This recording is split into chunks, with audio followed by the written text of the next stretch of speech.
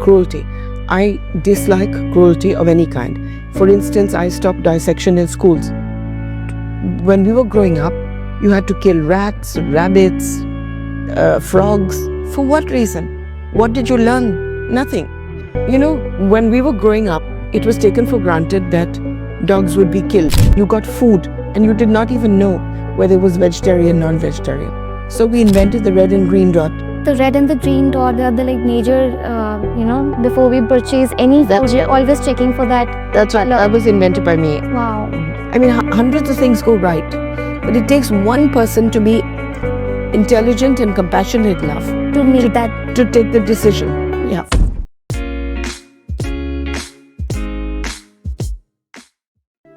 Some voices don't just speak, they spark change.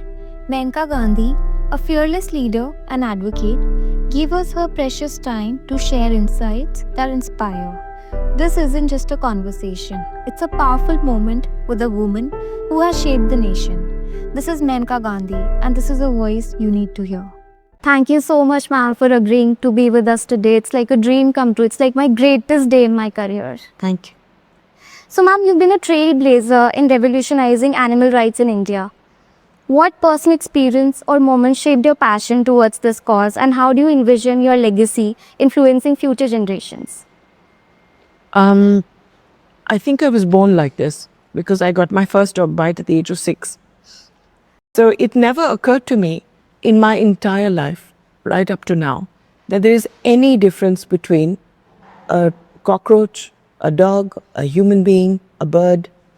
So if you are born with that knowledge that all beings are the same, even an ant runs if you try to kill it.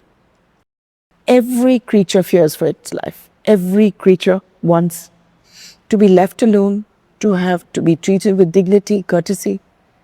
And so that shaped my life, I cannot stand any form of cruelty, whether to humans, whether to animals, because I don't see the difference. But I also know that people who are cruel to animals are always cruel to human beings.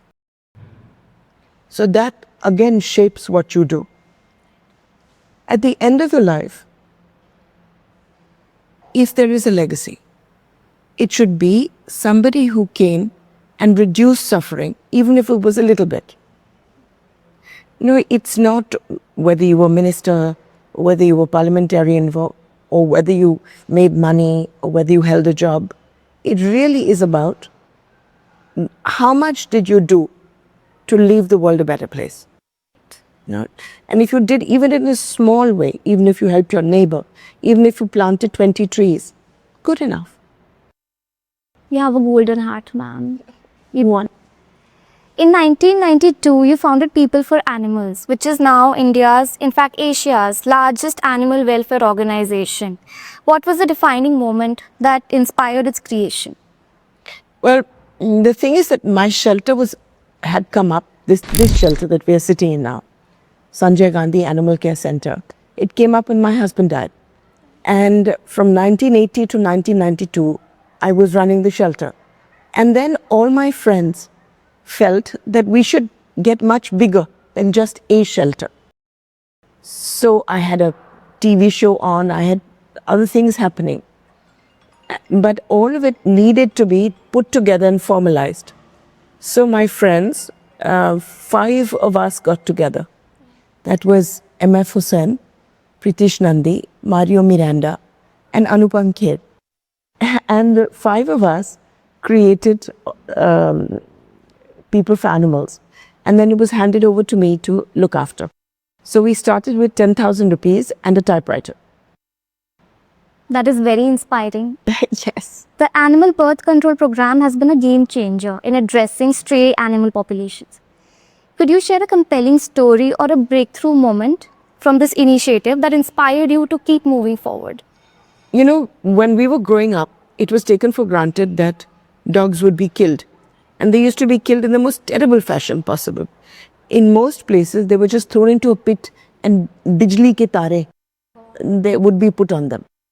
All over India. And I did not question it, to my utter shame. Then In 1991, I was called, in 1992, I was called to America to attend a conference called the San Mateo Conference, which was about a tiny little place called San Mateo in California, which had stopped killing dogs, which was the rule even in America, and started just sterilizing them. I was only there for 2 days, but it changed my life. It suddenly occurred to me that this is possible. So I came back and I put a case in court and won the case. And then from there, I went personally to each big city in India and made them hand over the pounds in which they were doing the killing to NGOs so that they could do the sterilization. Karte, then WHO stepped in. They did a study. We had a lot of help. And then finally, the government agreed and made the rules for the whole of India. That is amazing. Yeah, but it was a lot of work. Condensed. I think if all of us start doing our own bit, Yeah, this world will be a much better place for the animals. absolutely. Yeah, And much better place for humans. humans as well. Right. So, ma'am, among the numerous international awards you received, which one resonates most deeply with you?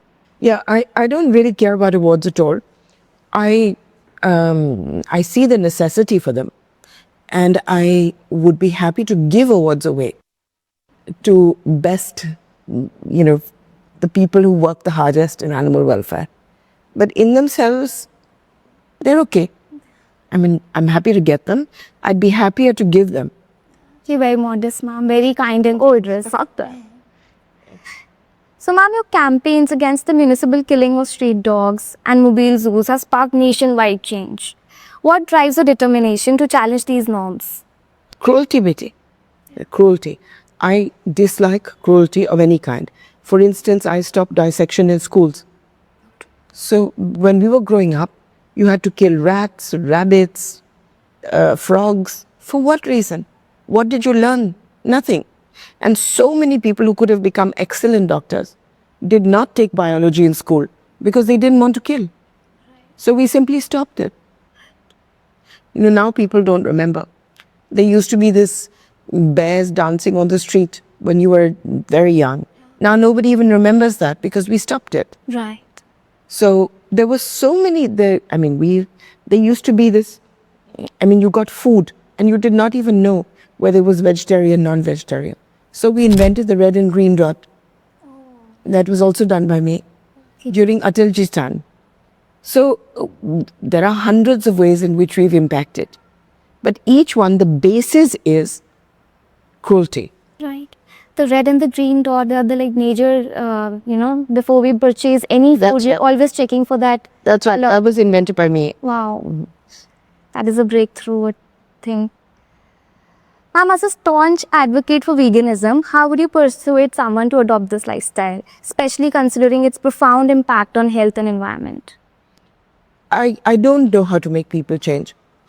I find most Indians, if left to themselves, are vegan anyway. Rajma chawal seems to me the national dish. Chole bhature. Yeah.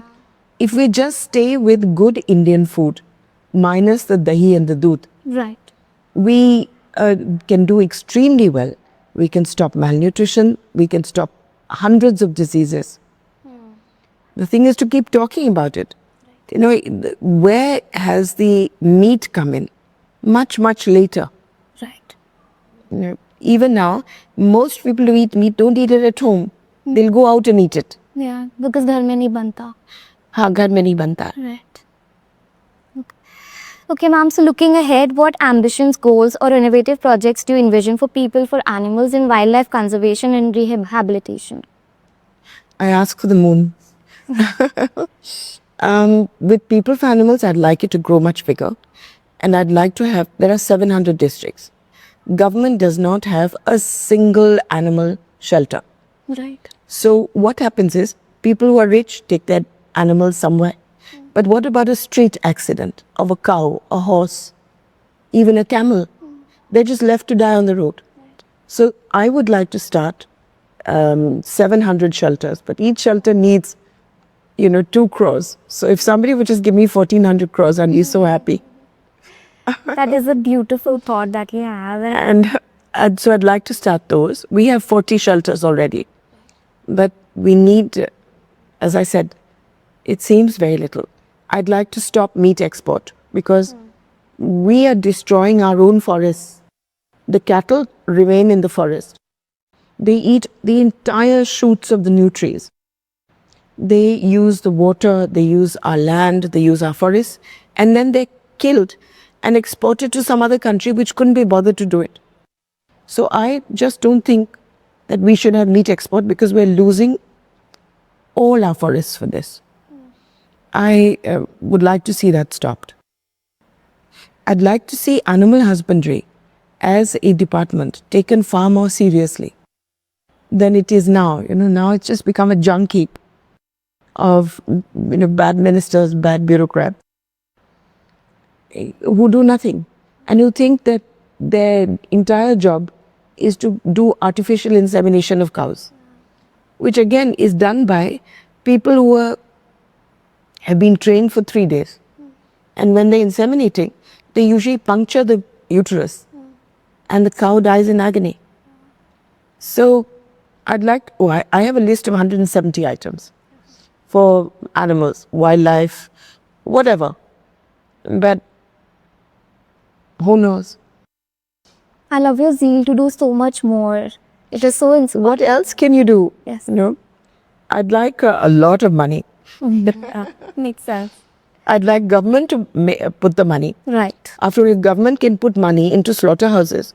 They can put money into welfare institutions as well. Of course. Makes sense. It really needs a compassionate government. Right. Okay. Recently, I was very happy. Last week, the Goa government, I spoke to the CM, and he was so kind and so amazing that within 2 hours, he stopped leather in children's schools in Goa. Now that's so important because it saves money for the household because each leather shoe is 1,000 rupees. It saves the polish, which is carcinogenic. Right. It saves fish from being killed because whenever the socks are washed with polish on them, that polish goes and kills fish. Right. It saves the feet because leather doesn't let feet breathe. I mean, hundreds of things go right, but it takes one person to be intelligent and compassionate enough To make that. to take the decision. Yeah. That is so insightful. I mean. Yeah, I'd like every state to do the same. Right. So these are the big dreams that I have. Right. But who knows? So I'm reflecting on your decades-long journey as an animal rights advocate. What advice would you offer to young activists who aspire to create meaningful change in society? Well, you can't get anywhere if you just talk. So what I suggest is look after the animals in your own area. Stand up against cruelty. I get about 400 emails a day.